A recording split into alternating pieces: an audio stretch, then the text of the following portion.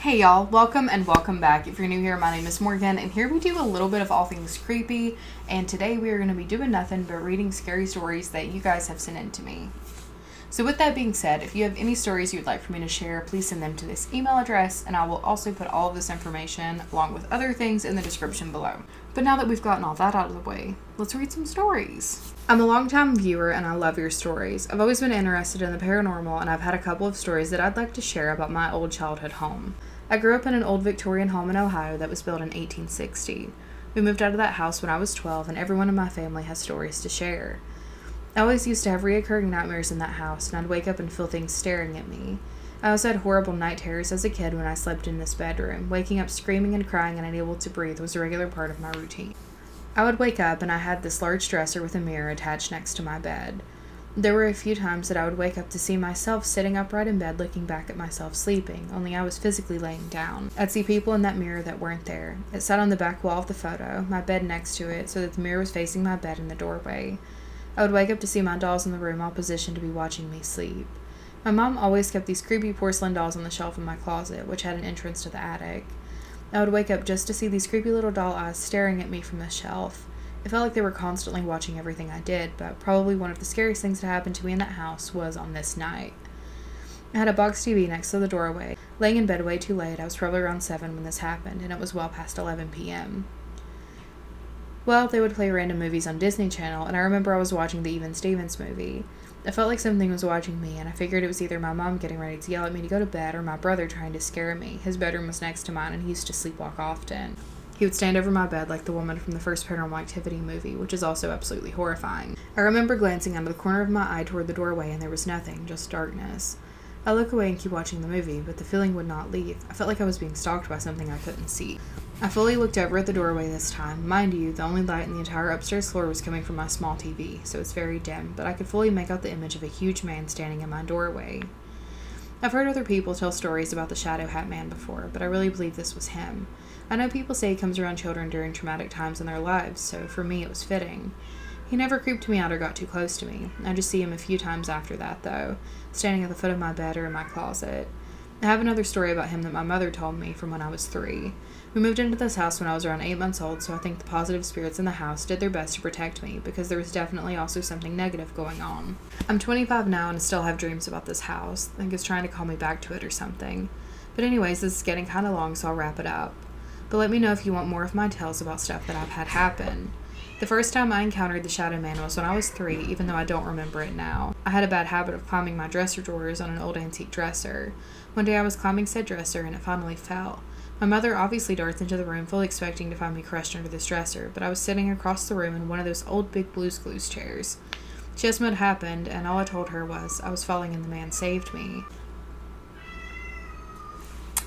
Wednesday! Wings! You okay? One of my cats had the other one just pinned to a wall in there. I don't know. They added a little bit at the end of this that I forgot to read. An old woman also died in my sister's bedroom before we lived there, which was directly below mine. Thank you for taking the time to read my story. Yep, there's a lot of energy in that house, huh? Alright, next story. What is happening? This story is titled The Green Man. When I was younger, my sister and I shared a room, and oftentimes we would sleep on the floor together. Okay, I need you guys to not fight, please. Hey, I don't know what the damage is, but can we not do it? Come here. Are you good? Can you just sit up here with me, please? When I was younger, my sister and I shared a room, and oftentimes we would sleep together on the floor. I was 10 when this happened.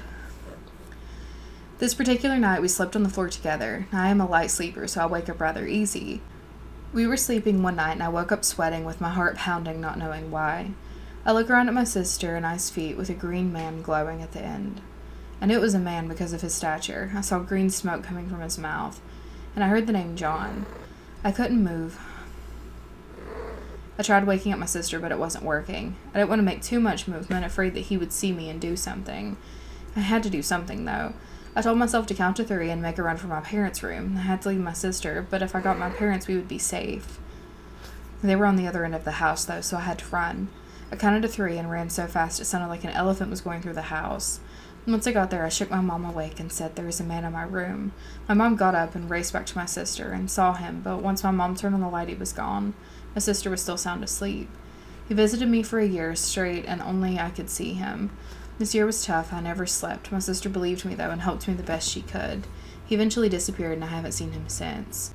I'm now 23 and still haven't seen him again. I don't know what he was or why he was there, but I have learned that I am spiritually gifted. Maybe he came, too, because my gift was triggered or just awakened. I'm not sure if you have any idea, but let me know. Thank you for reading. Yeah, it sounds like a manifestation. If your gifts were just starting to come in, it's probably just things coming through before you could harness it. Anyways, that is all for today. Thank you guys so much for hanging out with me, and I will see you next time. Bye. Super fitting for my channel this week, but do you guys want to hear a potential mimic story that's not mine? Let's get into it. Hi Morgan, I've been a fan of yours for around 3 years now, and I've always wanted my own story to submit. Countless times I'd find myself wishing that I would experience something truly paranormal just to see or hear something. Whenever I would watch your content or other similar creators. Well, it seems like my wishes came true. By the way, sorry if this is a really lengthy story. I'm not very good at leaving out minor details, so I kind of drag on. For some context, I live with my grandparents from age 8 to 15. When I first got there, everything was fine. I didn't know anything about ghosts, but a while later I started getting really bad vibes by a certain corner in the house. I believe it may have been the west-east corner, if that carries any significance. It always felt like someone would watch you from that corner, and it would always be dark. No matter how much light was in that room, it always cast a shadow upon itself. Eventually, around 3 years later, in my grandparents' bedroom, my grandfather fell into a mirror, injuring his head. Nothing more than a few cuts, which didn't require any medical attention, thankfully. This mirror was a part of a vortex that would be in that room since it was built in 1971. After that, the dark energy from the corner of that room shifted into the bedroom. Whenever my grandparents wouldn't be in it, it carried that similar dark view despite any sunlight or lights being on. So fast forward to August of 2024, at the time I was 15 and my grandmother had been diagnosed with cancer. My mom came to help me and my grandfather pack our things since we had to be planning to move. A while later, my grandmother passes away and eventually things carry on normal at the house. We continue to pack, clean, and share memories. An argument happens between my grandfather and my mother, and he ends up kicking us out. Me and my mother rented from a friend of hers, and I didn't have a chance to get any of my belongings when we left, so I had to go back a few months later in late November. A friend drove me and waited outside as I brought my things out. Finally, here's where things began to take a turn. I was in what would have been my bedroom at the back of the house. When you exit the room, you step into the living room. Inside that room was a sliding glass door where I entered from, and a closet. I was going through a box that I'd left on my bed when suddenly my closet door slammed shut. Thinking my friend somehow snuck in and was playing a prank on me, I opened the door, but she obviously wasn't there. I then watched as this door slowly began to close itself again before continuing to move back and forth slowly. I was getting freaked out and began to make my way to the sliding glass door to get my friend when I heard the floor in the living room creak.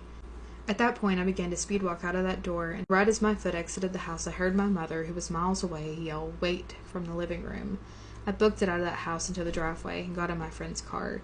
I didn't tell her exactly what happened, just that I had an uneasy feeling, and she followed me back to the house and waited for me on the porch outside my room. I was at the far end of the house when I began hearing her talking to someone. Assuming she was on the phone, I continued getting whatever I was getting. When I walked into my room, she said, "I thought you were in here." To which I said, "What? I was on the other side of the house." Then she says she was scrolling on her phone and she heard the closet door close. She called my name, and from inside that closet, she said she heard me say "wait" and nothing else.